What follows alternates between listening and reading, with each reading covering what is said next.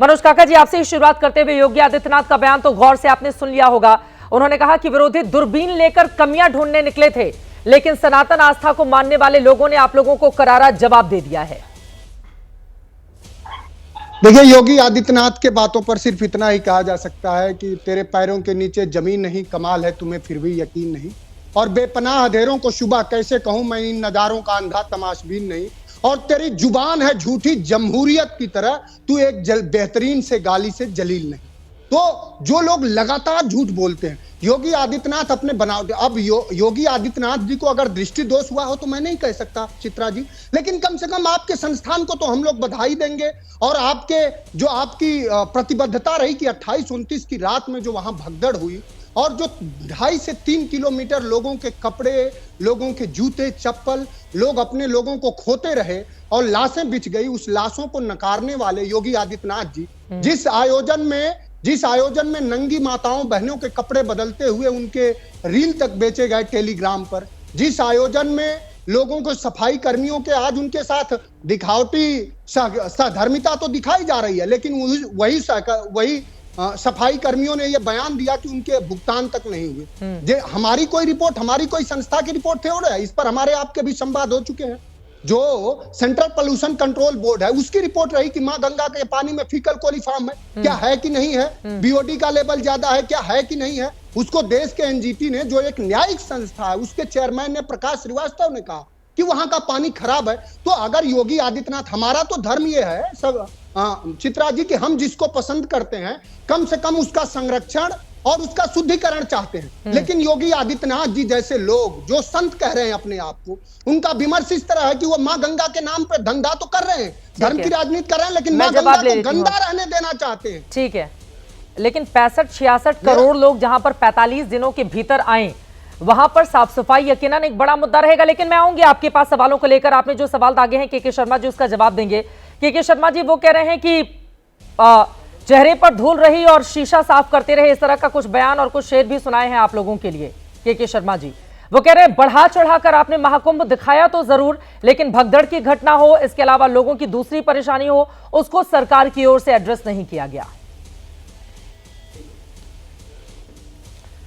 देखिए चित्रा जी, इस 45 दिन के इस महाकुंभ के समापन के बाद और करोड़ों श्रद्धालुओं के श्रद्धा जिस ढंग से और आस्था और भक्ति वहाँ देखने को मिली, और जिस ढंग से वहाँ पर लोगों ने सेवा भाव का काम किया, मैं सर्वप्रथम तो प्रयागराज की जनता को और उत्तर प्रदेश की जनता को पूरी तरह से पैरों पे पड़ के मैं उनको नमन करता हूँ, उनका अभिनंदन करता हूँ, उनका स्वागत करता हूँ, हाथ जोड़ के कर रहा हूँ कि जिस ढंग से उन्होंने सेवा भाव, और विशेषकर प्रयागराज की जनता ने और लोगों ने वहाँ पर श्रद्धालुओं की भी सेवा की, और सारे कठिनाइयों के बीच भी उन्होंने अपना कहीं पर भी कोई भी परेशानी, कुछ भी चीज़ें उन लोगों ने सामने नहीं रखी, बल्कि लोगों की सेवा में भी जुटे रहे। पहला प्रणाम तो उनको है। और इसके बाद मैं सरकार को भी बधाई देता हूँ कि सरकार ने जिस ढंग से वहाँ 66 करोड़ से ज़्यादा लोगों का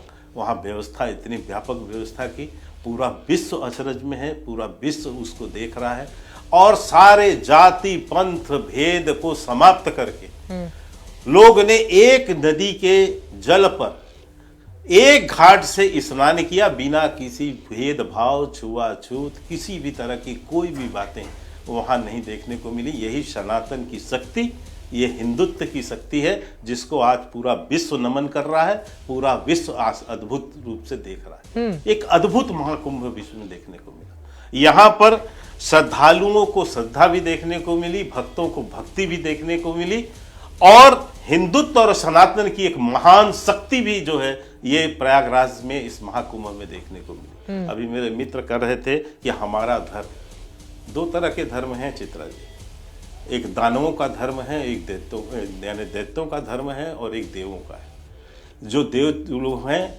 जिनकी सोच में श्रद्धा है, भक्ति है, तो उनको वो स्वरूप देखने को मिला है। और एक दैत्यों की प्रवृत्ति है, तो वो दैत्यों को उसी प्रवृत्ति की चीजें दिख रही हैं। उनको उनका मुबारक, हमें मुबारक। दैत्य कौन? हमारे जो लोग ये दैत्य दिख रहे हैं, ये हमारे यहाँ पे मैं बताता हूँ, हमारे यहाँ पुराणों में भी बहुत एक अच्छी कथाएं हैं। और एक नहीं कई कथाओं का उल्लेख है जिसमें जब ऋषि मुनि महात्मा जब वहां पर वो यज्ञ करते थे, हवन करते थे, विश्व कल्याण के लिए जो है वो पूजन करते थे, तो कुछ दानव होते थे जो हड्डियां भी फेंकते थे, जो भयंकर वहां उत्पात मचाते थे, जो भयंकर वहां पर लोगों को डराते थे, धमकाते थे, वो भी प्रवृत्ति करते हमने यहाँ पर देखी। अरे लेकिन अखिलेश यादव जी, उनके परिवार के लोग पहुंचे थे ना, आप किसके ऊपर निशाना साध रहे हैं? 45 आप नाम लेकर बताइए ना। देखिए अखिलेश यादव जी, उसके पहले मुलायम सिंह यादव जी की भी तस्वीरें तमाम सामने आई थी जब 2013 का महाकुंभ हुआ था। तो ये शब्द किसके लिए आप प्रयोग कर रहे हैं, ये जानना बहुत जरूरी हो जाता है ना। कौन सा दैत्य था? चित्रा जी वो कौन दैत्य था जिसने मौतों को नकार दिया? मैं बता, जिसने मौतों जहां लाशें बिछी थी वहां फूल छिड़कवाया, उस दैत्य का नाम क्या है? मैं जानना चाहूंगा। मुझे चित्रा जी बोलने दीजिए। बोलिए। मुझे क्या इनके घरों में, हमारे घरों में, किसी के घर में ठीक है, एक एक करके अपनी बात रखेंगे, एक एक करके। ठीक है, इसको बंद करा। मैं जवाब ले लेती हूँ, उसके बाद मनोज काका जी आएंगे, बाकी लोग भी इंतजार कर रहे हैं, एक एक करके अपनी अपनी बारी में बोलेंगे। मनोज जी प्लीज जल्दी से अपनी बात खत्म करें, बाकी लोग भी इंतजार कर रहे हैं। संगीत रागी जी, रत्नाकर त्रिपाठी जी, विक्रम सिंह जी, बोलिए। तो धर्मिता नहीं है ये, तो पागलपन नहीं होगा कि घर में लाशें हो और फूल छिड़कवाया जाए। वो दैत्य कौन था कि एक तरफ लाशें पड़ी थी, दूसरे तरफ फूल बरसा? ठीक है मनोज काका जी, मैं आ रही हूँ, उनकी बात पहले पूरी हो जाए ना, उनकी बात पूरी हो जाए। ठीक है, बोलिए सर। ये अपना ये दैत्य का स्वरूप अपना दिखा रहे हैं। हाँ बोलिए। देखिए मैं प्रसन्न हूँ, समाजवादी पार्टी या कांग्रेस पार्टी या जो हमारे विरोधी दल के लोग हैं, जिन लोगों ने भी इस महाकुंभ को अपमानित करने का काम किया, साधु संतों को गालियां बकी, लोगों को, श्रद्धालुओं को भी गालियां बकी हैं इन लोगों ने, ये सारे सफाई कर्मचारियों पर भी प्रश्न उठाते रहे। मैं प्रसन्न हूं इस बात को लेके कि सरस्वती इनकी जिभा में बैठकर इनका जीभ उलट दे रही है। ये राय मैंने कहा था संभल के घटना के समय, चित्रा जी याद होगा कि संभल में एक किसी मस्जिद की खुदाई नहीं हुई, लेकिन जिस ढंग से इन लोगों ने खुदाई करके लोगों को भड़काने की कोशिश की थी, मैंने कहा था समाजवादी पार्टी और विपक्ष अपना राजनीतिक कब्र खोद रही है। और इस महाकुंभ में जिस ढंग से साधु संतों को गाली गलौज और जिस ढंग की भाषा का प्रयोग इन लोगों ने किया है, निश्चित रूप से अपने वो अंतिम फूल चढ़ा रहे हैं। क्योंकि ये मैं आज एक बात बताता हूं, आप लोगों की आस्था सनातन, हम ये नहीं कह रहे, हमारा काम वहाँ लोग अपने आप आते हैं, अपने आप वहाँ श्रद्धा और भक्ति अपना जो है अर्पित करते हैं।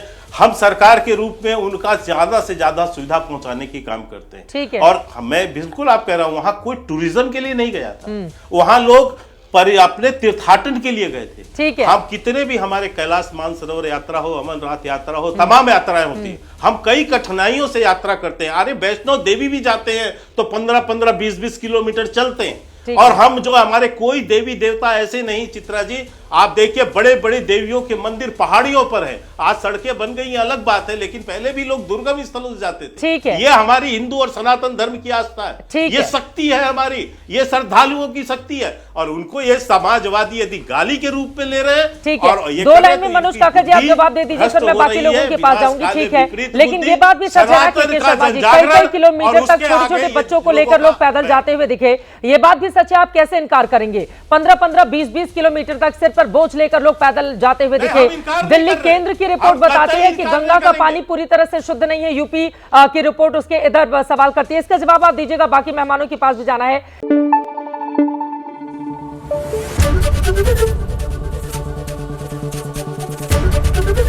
एबीपी न्यूज आपको रखे आगे।